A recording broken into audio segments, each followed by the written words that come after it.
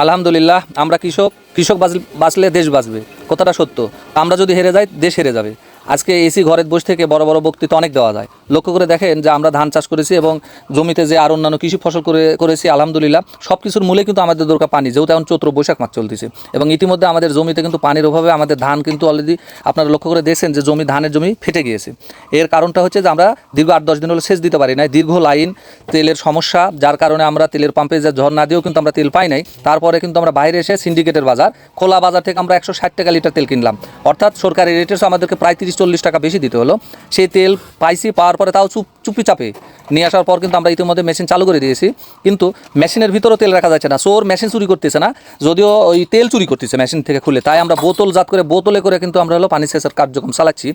এবং ইতিমধ্যে এটা আপনারা লক্ষ্য করে দেখবেন যে এই বছরে কিন্তু অন্যান্য বছর যেমন আমাদের গত বছরে যেটা হিসাব আসছে কৃষি বিভাগ থেকে 3,50,00,000 টন ধান উৎপাদন হয়েছে বাংলাদেশে, এবং বাংলাদেশের মানুষের চাহিদা হলো 3,00,00,000 টন। কিন্তু এই বছরে কিন্তু 3,50,00,000 টন ধান উৎপাদন হবে না। আগের তুলনায় কিন্তু একই পরিমাণ জমিতে চাষ হয়েছে, কিন্তু উৎপাদন কমে যাবে, কারণ শেষ মুহূর্তে আমরা কিন্তু কৃষকরা জমিতে সেচ দিতে পারি নাই। হয়তো আর 2টা সেচ দিলে হয়ে যেত, এই সময় কিন্তু সরকার ব্যর্থ হয়েছে, যার কারণে আমাদের তেলের সংকটে আমরা পানি সেচ দিতে না পারার কারণে আগের তুলনায় কিন্তু ওই জমিতে ফলন অনেক অংশেই কমে যাবে। আমার ধারণা যে আমরা এখনও কাটি নাই, তবে যে জমি যেভাবে ফেটে গেছে এবং ধান কর্তন করার পর আমরা বুঝতে পারবো যে এখানে প্রায় আমাদের 30-40% পরিমাণে কম হবে আমাদের ধান উৎপাদন। এতে করে কিন্তু তাহলে দেশের কিন্তু চাহিদা পূরণ হবে না এবং দেশে ঘাটতি দেখা দিবে। যেমনটি আমাদের লস মানে শুধু আমাদের না, এটা দেশের লস। তাই কৃষক হেরে গেলে দেশ হেরে যাবে।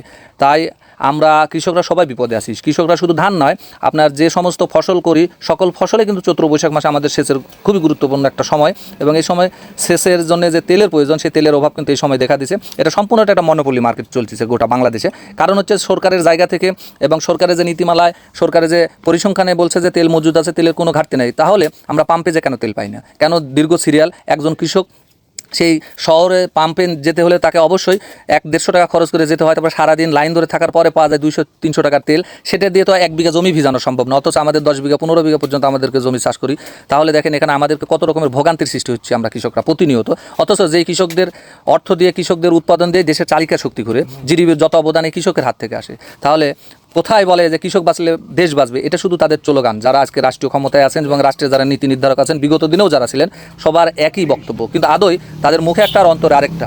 তাই যদি না হতো তাহলে কেন এই মুহূর্তে সমস্ত মিল কলকারখানা যদি বন্ধ রেখে প্রয়োজনে কৃষকদেরকে এই সুযোগটা দেওয়া উচিত ছিল। কারণ প্রত্যেকটা ব্লকের জন্য একটা করে কৃষি অফিসার আছে, সেই কৃষি অফিসার জানে কার কত বিঘা জমিতে চাষ হচ্ছে। প্রয়োজনে কৃষি অফিসার এসে তাদেরকে আপনার তেলগুলো যদি পৌঁছায় দিত, তাহলে তো তেলের সংকট হতো না। আসলে মানে যারাই রক্ষক তারাই ভক্ষক, গোটা দেশে একই অবস্থার হাল, এবং সবাই সিন্ডিকেট এবং মনোপলির বিজনেসে মাতোয়ারা হয়ে গেছে, যার কারণে সঠিক সিদ্ধান্ত এবং সঠিক নিয়ম জানা থাকলেও তারা এই নিয়মের ভিতরে আসতেছে না। কোথায় আছে ঘুমন্ত লোকে জাগানো যায়, কিন্তু জাগ্রত লোকে জাগানো যায় না। পরিশেষে কৃষকের আর্তনাদ, কৃষকের কষ্ট একমাত্র আল্লাহ ছাড়া আর দেখার কেউ নাই। সবার সুস্বাস্থ্য দীর্ঘ কামনা করি আজকে ধান ক্ষেত থেকে। আসসালামু আলাইকুম।